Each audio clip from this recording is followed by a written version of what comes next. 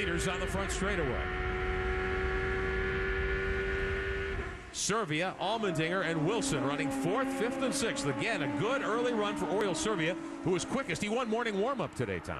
Actually, I think at the end, Vassar ended up getting around him. But for the most of the session, Servia, as we've come to expect, really showing better than people expected him to in that Dale Coyne car. Your leader is Sebastian Bourdais in the McDonald's number 2. His teammate Bruno Junqueira in 2nd spot. Paul Tracy from 6th on the grid, right there in 3rd. Tracy really hustling the Index number 1. The gap just a couple of tenths. Junqueira starting to reel in the leader, Bourdais. And there is Servia in 4th with Allmendinger. The Live Strong logos on Allmendinger's number 10. Justin Wilson, good move to 6th. Here's the move by Wilson to get by Jourdain a moment ago. They were both on push to pass. You can see Wilson's right thumb on the button there on the steering wheel. Good line into 1, closed the door nicely on Michel Jourdain, who shuffles back to 7th. Great racing early in the going here at Road America. Wilson's past 3, and that's really been the hallmark for Justin Wilson this season. Earlier in the year especially, didn't qualify particularly well, but moved up through the field very nicely. Now Allmendinger pressuring Servia. This is for 4th. Let's ride with AJ.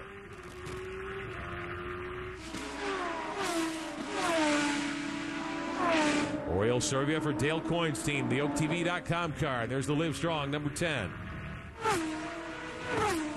0.6 of a second, and that is a battle for 4th spot as they come up the front straightaway. Wilson 6th, Jourdain 7th, Alex Tagliani with a good run up to 8th here in the early going. Tag, remember, started 13th, so he's picked up 5 spots here in the first 6 or 7 laps.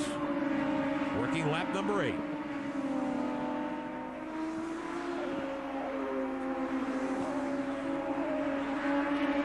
Turn 3 and down one of the long straightaways here.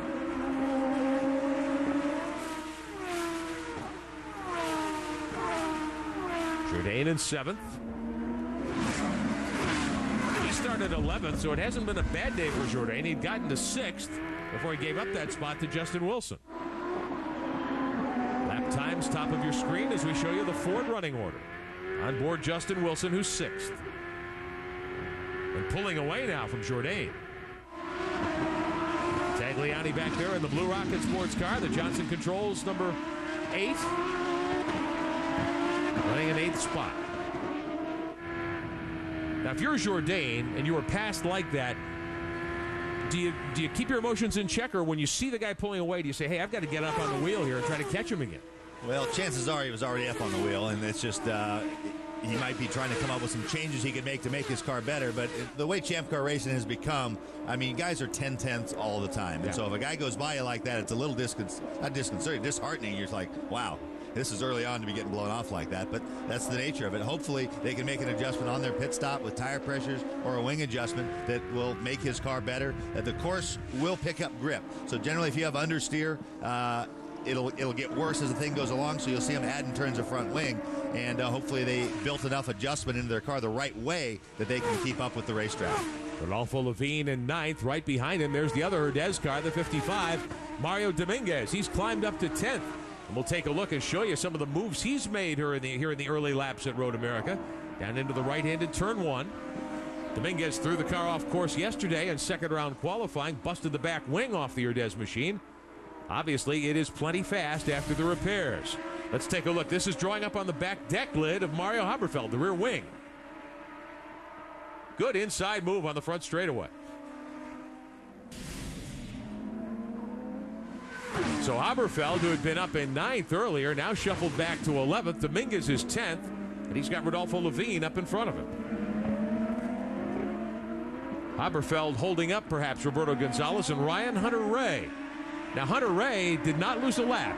He is on the lead lap in 13th. He qualified 2nd. A couple of cautions. Ryan Hunter-Reay might be able to get himself back into contention. They're the two PKB cars. Gonzalez in 12th. Jimmy Vasser 17th, a lap down.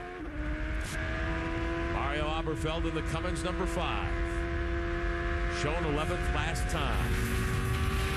Off the carousel, one of the higher speed parts of Road America. Working lap number 9 of 52 today at Elkhart Lake.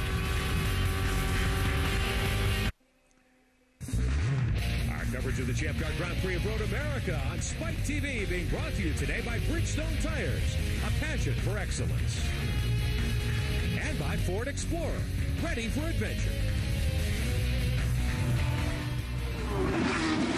10 laps complete of 52 with Tommy Kendall, I'm Rick Benjamin, Jan Beekes, Chris McClure on pit road. You're watching live coverage of the Champ Car Grand Prix of Road America, 8th race of the 2004 season. Checking the point standings up at the top of your screen in the series. Bruno Junqueira, who's won here 2 of the last 3 years, lined up 4th today. A lap 1 full course caution incident gave him an opportunity to climb to 2nd. Right on the drop of the green, chasing his teammate, the pole sitter today, Sebastian Bourdais. That's how they're running in the championship, 1-2. Looked as though Junqueira's a little quicker at certain parts of the racetrack, Tom. And that's something I've seen a lot with Bruno. And Bruno he doesn't get enough credit for being as fast as he is. He's got incredible pace.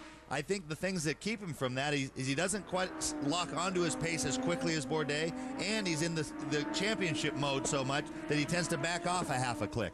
But we see it a zillion times where he'll have fastest race lap, and we'll hear him afterwards say, you know what, I was quicker than him, but I just couldn't get by. I decided to settle for 2nd. But in terms of pure pace, he's got plenty of it. But for whatever reason, he's not able to use it to good effect. He's not qualifying as well, or he's taking a more conservative approach. But on a clear track, he's plenty quick.